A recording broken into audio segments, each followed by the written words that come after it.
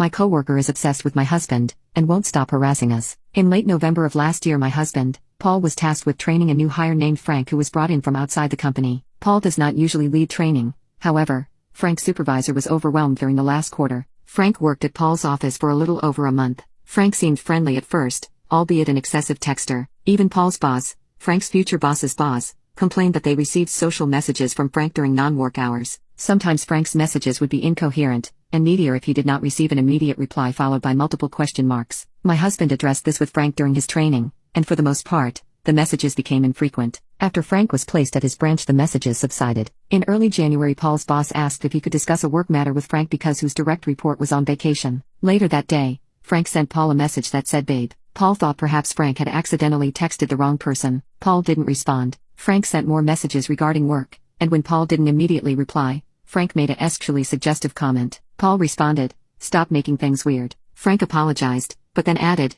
"You're hot though." My husband told him, "You need to stop. This is not a line I want to cross with you." Frank then said something along the lines of he was available if Paul wanted him. Paul said, "I'm a happily married man," to which Frank replied, "That's what all men say." Paul again told Frank to stop. I had previously met Frank when I visited my husband's office. Paul has pictures of me on his desk. His intimate orientation and marital status were not ambiguous when Frank sent those messages. Paul told me what happened as soon as he arrived home from work. I said he should screenshot the messages and report them to HR. However, Paul felt so uncomfortable with the messages, he deleted them. Paul assumed Frank was drunk and once of clear mind, he would be embarrassed and forget that it happened. Over the next few days, Paul received between 2 to 3 messages daily from Frank. They were about work. However, towards the end of the week, Frank became apologetic and told Paul he had hoped they could still be friends. Paul has only briefly known this person, has never hung out with him outside the office, nor has he engaged in social texts. Paul has not answered any of Frank's messages since the first time he told him to stop. A couple of things occurred to me over the next week. A week after Frank was placed at his new branch, Paul received messages from an iCloud account. They said,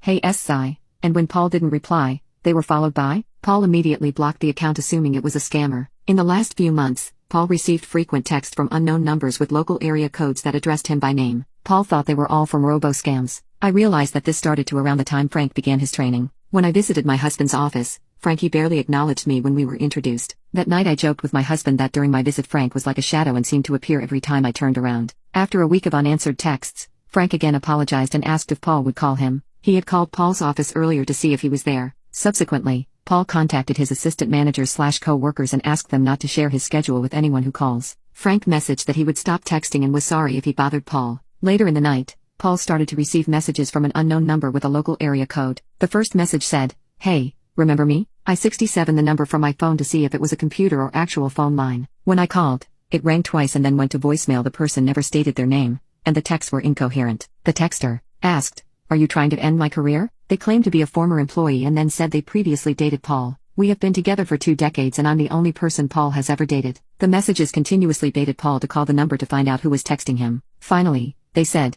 "You used to be sweet." Paul didn't block the number immediately because he wanted to see if the person would incriminate themselves. Paul received 20+ messages throughout the night. He never responded to any of them and the number is now blocked. He paid a small fee to look up the number and found that it belongs to Envoy. The person used a VoIP to text. Paul tried to look up a VoIP registry online. Paul reported the anonymous number to the FTC with the text logs. He took screenshots of all the undeleted messages between him and Paul and the anonymous number. Paul also called local law enforcement. He knew they wouldn't be able to do anything because no direct threat was made. They told him to keep the number blocked. Paul paid service to retrieve the text he deleted that came directly from Frank's number, but it was unsuccessful. iCloud backup was not activated. The next week at work, one of Paul's assistant managers approached him. They follow Frank on Facebook and were alarmed by his posts. The day after Paul received the text from an unknown number, Frank made similar posts online, and added, "With me, you're either ride or die or dead." Paul compiled all the information he had and shared it with his boss and company HR. Over the next few weeks, Paul continued to receive texts from Frank, sometimes one a week, or once every other week. After a month-long investigation,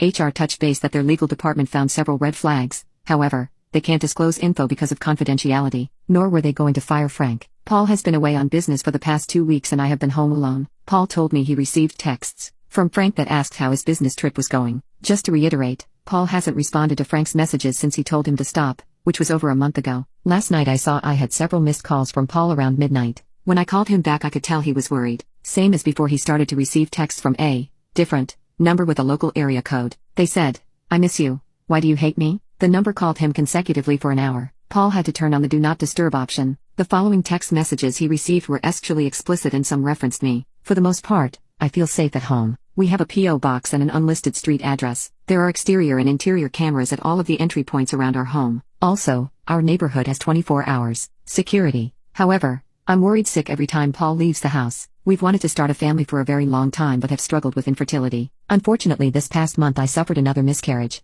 This person has added unnecessary stress to our lives. Last night I was shaking and could not sleep. Any advice on how to find out where the texts are coming from, or how to handle harassment would be much appreciated. Paul and I already discussed going to the police once he returns home.